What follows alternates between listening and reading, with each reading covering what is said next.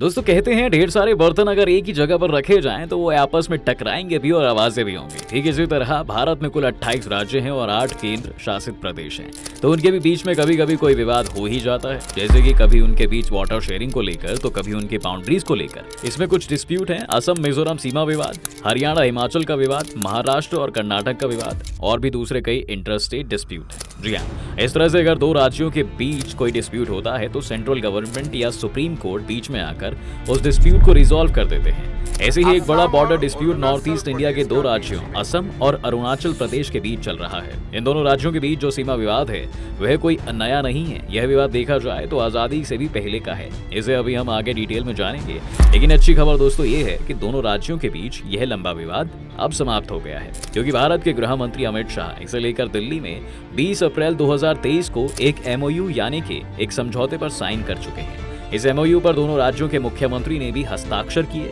जिससे कि 50 साल पुराना विवाद अब जाकर सुलझ गया है।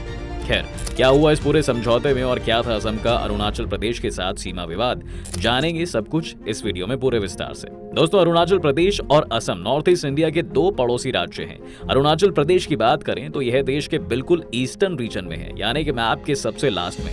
आप देखेंगे तो आपको अरुणाचल प्रदेश दिख जाएगा। ये नॉर्थ ईस्ट के जो 7 सिस्टर स्टेट्स हैं उसमें से सबसे बड़ा स्टेट है। यह इंडियन स्टेट्स असम और नागालैंड के साथ ही म्यांमार, तिब्बत और भूटान से बॉर्डर शेयर करता है। अरुणाचल प्रदेश को उगते सूर्य का देश या उगते सूर्य की भूमि कहते हैं, क्योंकि वहां पर सबसे पहले सूर्य उगता है अगर हम सिर्फ इंडिया की बात करते हैं तो। लेकिन अगर हम पूरे विश्व की बात करें तो सबसे पहले सूर्य जापान में देखा जाता है। जी हाँ, अब आप जानते ही होंगे कि चीन के साथ भी अरुणाचल प्रदेश का लंबा विवाद चल रहा है, क्योंकि अरुणाचल प्रदेश के कुछ हिस्सों पर चीन अपना अधिकार मानता है, जिसे भारत हमेशा खारिज करता आया है। इसे लेकर दोनों देशों के बीच 1962 की जंग भी हुई है। खैर, हम इंडिया के अंदर रहते हैं और सिर्फ अरुणाचल प्रदेश और असम की ही बात करते हैं। असम और अरुणाचल प्रदेश के बीच 804.1 किलोमीटर का लंबा बॉर्डर है। अरुणाचल प्रदेश का एरिया करीब 84 किलोमीटर स्क्वायर का है, लेकिन राज्य का ज्यादा हिस्सा पहाड़ी इलाके में आता है। और असम की बात करें तो अरुणाचल प्रदेश के साथ साथ नागालैंड, मणिपुर, मिजोरम, मेघालय और त्रिपुरा से घिरा हुआ है। खैर, अब बात कर लेते हैं दोस्तों दोनों राज्यों के सीमा विवाद की। तो यह पूरा विवाद कुल 123 गांवों को लेकर था। जी हाँ, जो असम अरुणाचल सीमा पर आते हैं। इन 123 गांवों पर दोनों ही राज्य अपना अपना दावा करते हैं कि यह उनका है। दरअसल यह पूरा सीमा विवाद शुरू हुआ था 1873 से। उस वक्त देश अंग्रेजों का शासन था और अंग्रेज डिवाइड एंड रूल की पॉलिसी पर काम कर रहे थे। तो हुआ क्या कि अंग्रेज सरकार ने इनर लाइन नाम से एक नियम बनाया और उस नियम में एक इमेजिनरी बाउंड्री की बात की, जो मैदानी इलाके को पहाड़ी क्षेत्रों से अलग करती थी। और यहीं से अब शुरू होता है पूरा विवाद, जिसे अमित शाह ने अब जाकर सुलझाया है। 1915 में सरकार ने इनर लाइन का नाम बदलकर नॉर्थ ईस्ट फ्रंटियर लाइन कर दिया। 1947 में देश आजाद होता है और 1972 में अरुणाचल प्रदेश को असम से अलग करके एक नया यूनियन टेरिटरी बना दिया गया। अब असम एक फुल स्टेट बन गया, जबकि अरुणाचल प्रदेश सेंट्रल गवर्नमेंट के अंडर में आ चुका था। राज्य को अलग करने के लिए 1951 नोटिफिकेशन को आधार मानकर बाउंड्री तय होती है। जी हाँ, लेकिन अरुणाचल प्रदेश इस नोटिफिकेशन को नहीं मानता है, क्योंकि उसमें उसका कहना था कि बाउंड्री को तय करते वक्त उससे कंसल्ट नहीं किया गया था। यूटी बनने के बाद से ही असम के लोग फुल स्टेट का स्टेटस चाहते थे, जिसे केंद्र सरकार ने स्वीकार किया और 1987 में अरुणाचल प्रदेश को एक पूर्ण राज्य का दर्जा दे दिया था। दोनों राज्यों के विवाद को सुलझाने के लिए सेंट्रल गवर्नमेंट ने बोरदोलाई कमेटी बनती है। इस कमेटी ने रिकमेंड किया कि 3648 किलोमीटर स्क्वायर एरिया को, जो कि प्लेन एरिया था, असम को दे दिया जाए। इस पूरे एरिया में धेमाजी, दरांग और जौनोई जिले शामिल थे। लेकिन अरुणाचल प्रदेश का कहना यह था कि इस एरिया के लोग अरुणाचल प्रदेश जैसे ही रीति रिवाजों को फॉलो करते हैं, इसलिए यह क्षेत्र असम का नहीं बल्कि अरुणाचल प्रदेश का है।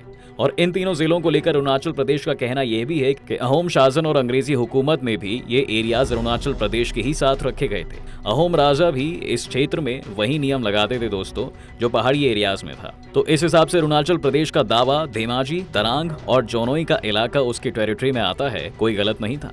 लेकिन असम सरकार कहती थी कि यह बाउंड्री संवैधानिक तरीके से बनाई गई है। असम अरुणाचल सीमा विवाद को सुलझाने के लिए कई प्रयास किए गए, लेकिन सभी फेल साबित हुए। 1979 में दोनों राज्यों ने एक साथ मिलकर एक कमेटी बनाई। इस कमेटी ने कुछ सुझाव दिए, लेकिन उन सुझावों पर दोनों में से एक भी स्टेट मानने को तैयार न थे।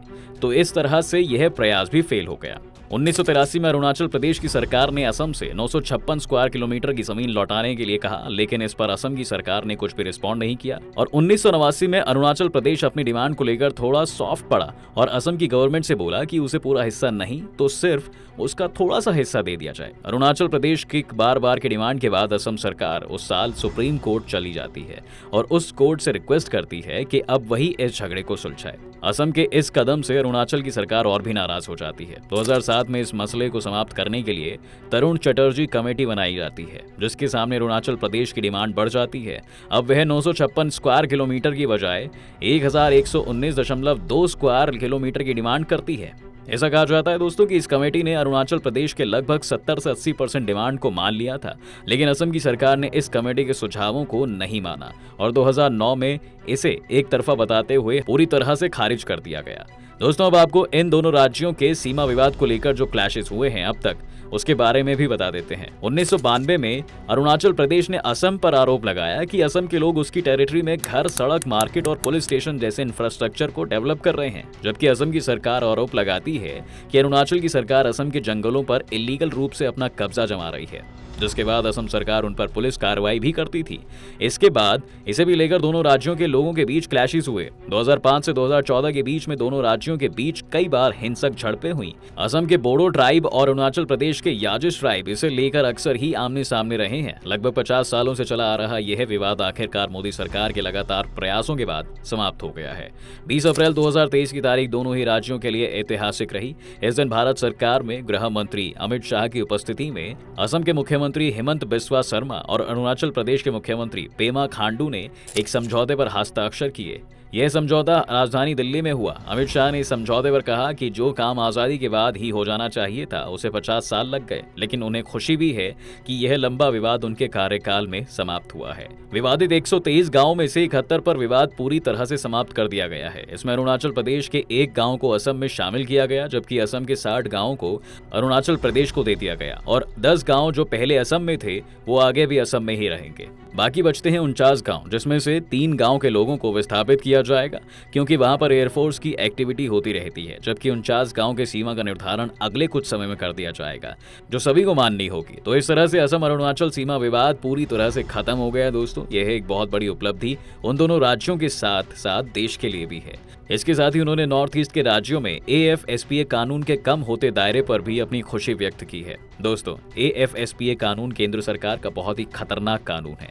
नॉर्थ ईस्ट के राज्यों असम, नागालैंड और मणिपुर में कई मिलिटेंट ग्रुप एक्टिव थे, जिन्हें कंट्रोल करने के लिए वहां पर AFSPA कानून लागू किया गया था। यह कानून सेना या दूसरे सुरक्षा बलों को स्पेशल पावर देता है, जैसे शंका होने पर किसी को भी गोली मार देना, बिना वारंट के अरेस्ट करना, घर और गाड़ी की तलाशी लेना और भी कई। इस कानून में यह भी है कि सेना या सिक्योरिटी फोर्स कुछ भी करें उसकी कभी जांच नहीं की जाएगी। लंबे समय से इस कानून को हटाने के लिए उन राज्यों में आंदोलन हो रहे थे, जिसे मोदी सरकार ने कई जिलों से हटा दिया है। अब यह सिर्फ कुछ ही जगहों पर लागू है, जिसे आने वाले समय में हटा दिया जाएगा। खैर दोस्तों, इस वीडियो में इतना ही। आगे इस तरह के वीडियोस पाने के लिए हमारे चैनल को सब्सक्राइब करना ना भूलें और साथ ही बेल आइकॉन को भी प्रेस कर दें, ताकि जैसे ही कोई वीडियो अपलोड हो उसका नोटिफिकेशन आप तक पहुंच जाए। वीडियो देखने के लिए आप सभी का बहुत बहुत धन्यवाद।